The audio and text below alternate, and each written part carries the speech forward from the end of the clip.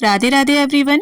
आज की वीडियो में हम जानेंगे कि देव उठनी एकादशी पर हम देव कैसे बनाते हैं, देव का छापा हमें कहाँ पर बनाना चाहिए, देव को उठाते कैसे हैं और देव उठाने के बाद सबसे पहले हमें क्या कार्य करना चाहिए और पूजा के बाद सामग्री का हमें क्या करना चाहिए। तो सबसे पहले बात आती है कि देव हमें कहाँ पर बनाने चाहिए। तो आप अपने घर के आंगन में देव बना सकते हैं, बालकनी में, छत पर या फिर पूजा घर के सामने, कहीं पर भी देव बना सकते हैं। बहुत से लोग रसोई घर में भी देव बनाते हैं। तो अगर आपके घर पर नॉनवेज नहीं बनता है तो आप अपने घर की रसोई में भी देव को बना सकते हैं। और देव बनाने से पहले जहां पर भी आप देव बनाने वाले हैं गंगा जल डालकर अच्छे से पोछा वगैरह लगा लें। और देव का छापा बनाने के लिए आपको खड़िया, चूना या फिर गेरू चाहिए होगी। तो यहाँ पर देखिए गेरू पाउडर लिया है मैंने और खड़िया ले ली है। और पहले खड़िया से हम देव के घर की जो आकृति है वो बना लेंगे। इससे जब हम गेरू से देव मांडेंगे तो हमें आसानी रहेगी।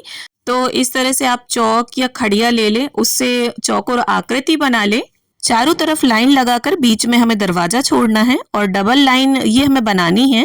और देखिए आप ऐसी जगह बनाएं जहां किसी के पैर न पड़े। और यहाँ पर देखिए मैंने खड़िया से ही हाथ बना लिए हैं, देव के पैर बना लिए हैं और वी आकार में ऊपर के साइड मुख बना लिया है। और ये जो खड़िया से आकृति हमने बनाई है इसी के ऊपर ऊपर बस अब हमें गेरू लगा लेनी है। तो देखिए पुराने समय में दीवारें कच्ची होती थी तो गाय के गोबर से लीप करके गेरू और चूने की मदद से देव बनाए जाते थे, जो देखने में भी काफी अच्छे लगते थे। तो देखिए अगर आपके घर की दीवार में टाइल्स लगे हुए हैं तो आप दीवार पर भी देव का छापा बना सकते हैं। तो इस तरह से देवों के घर को हमने बना लिया है और बीच में जैसा भी आप डिजाइन देना चाहें दे सकते हैं। मैंने यहाँ पर जिगजैग पैटर्न का डिजाइन दिया है। तो इस तरह से देखिए पहले तो हम देवों का घर बना लेते हैं, उसके बाद घर के अंदर हमें श्री हरि विष्णु भगवान बनाने के लिए क्रॉस बनाकर ऊपर नीचे से बंद कर दें, हाथ बना दें, पैर बना दें, आंखें, मुख बना दें। तो इस तरह से ये आकृति भगवान विष्णु का स्वरूप बन जाएगा। और इसके बाद देखिए हम स्वास्तिक बना लेंगे। आप चाहें तो चारों कोनों में स्वास्तिक बना सकते हैं। और तुलसी मैया हम बनाएंगे। उसके बाद बैकुंठ के लिए हम सीढ़ी बनाएंगे। तो जो भी शुभ चिन्ह होते हैं वो सभी हम घर के अंदर बनाएंगे। और देखिए देवों का घर आपको ऐसे बनाना है कि जब आप पूजा करें तब आपका मुख या तो पूर्व दिशा की ओर हो या उत्तर दिशा की ओर। और इसके साथ ही आपके घर में जितने मेंबर्स हैं उतने आप चरण बना लें। और जरूरी नहीं है बहुत सुंदर आकृति आपको आती हो, जैसी भी आती हो, सिर्फ भाव जो होता है वो जरूरी होता है। और साथ ही यहाँ पर गौ माता के खुर बना लेंगे, हम दीपक बना लेंगे। और लक्ष्मी माता का जो आसन है कमल, उसकी आकृति भी मैं यहाँ पर बना लूंगी। और देखिए अगर आपने बड़ा सा घर बनाया है तो आप यहाँ पर और भी कई सारी चीजें बना सकते हैं, जैसे सुदर्शन चक्र, शंख बना सकते हैं। जो भी चीजें शुभ हैं और भगवान श्री हरि विष्णु से, माता लक्ष्मी से, तुलसी मैया से रिलेट करती हैं, वो सभी चीजें आप यहाँ पर बना सकते हैं। और देव हम दिन में ही बना लेंगे। देव उठनी एकादशी के दिन आप दिन में किसी भी समय देव बना सकते हैं।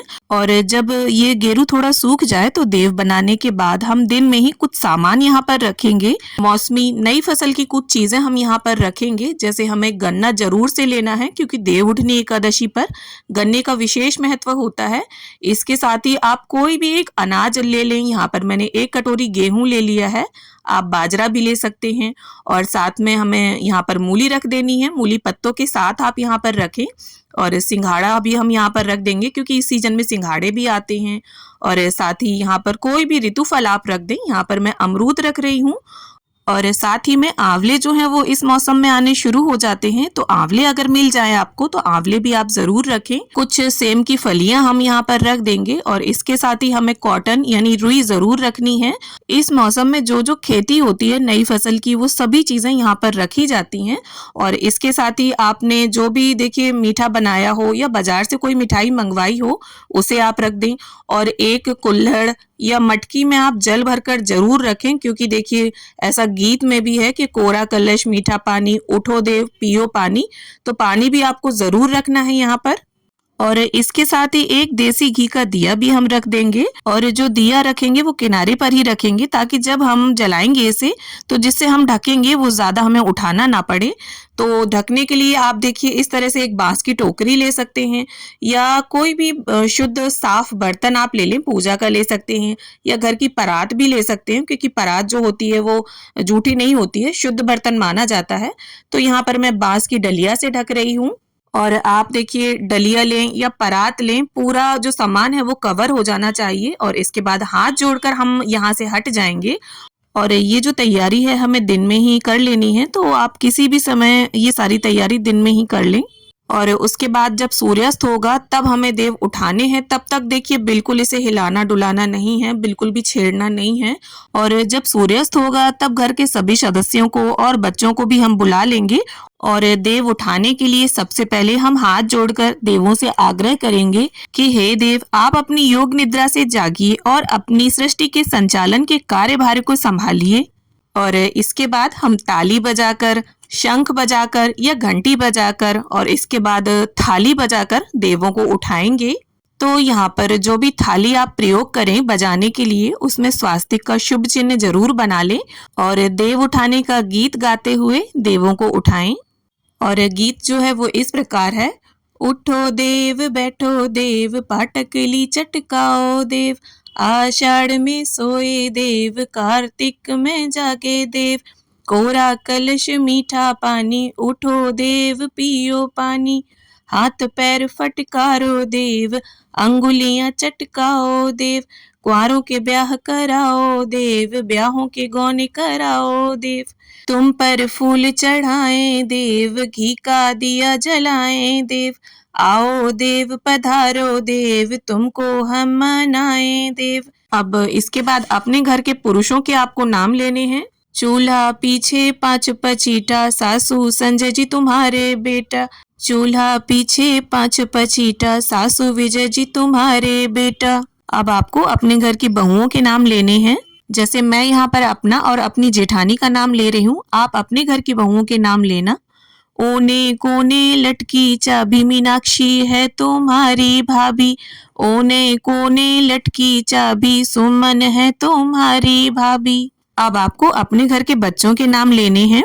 ओने कोने झांझ मंजीरा, शुभी विशु है तुम्हारा वीरा, ओने कोने झांझ मंजीरा, मानसी गोलू है तुम्हारा वीरा। अब इसके बाद आपको गाना है। उठ नारायण, बैठ नारायण, चल चना के खेत नारायण, मैं बोऊं तू सींच नारायण, मैं काटूं तू उठा नारायण, मैं पीसूं तू छान नारायण, मैं पोऊं तू खा नारायण। अब इसके बाद आपको अपना सरनेम या गोत्र बोलते हुए गाना है। जैसे मैं यहाँ पर अपना सरनेम बोलकर गा रही हूँ। जागो चौहानों के देव, जागो चौहानों के देव। अब इसके बाद आपने जो भी भोग सामग्री अर्पित की है उस सभी का नाम लेना है आपको। जैसे गन्ने का भोग लगाओ देव, मूली का भोग लगाओ देव, मिठाई का भोग लगाओ देव, आंवले का भोग लगाओ देव, सिंघाड़े का भोग लगाओ देव, अमरूद का भोग लगाओ देव।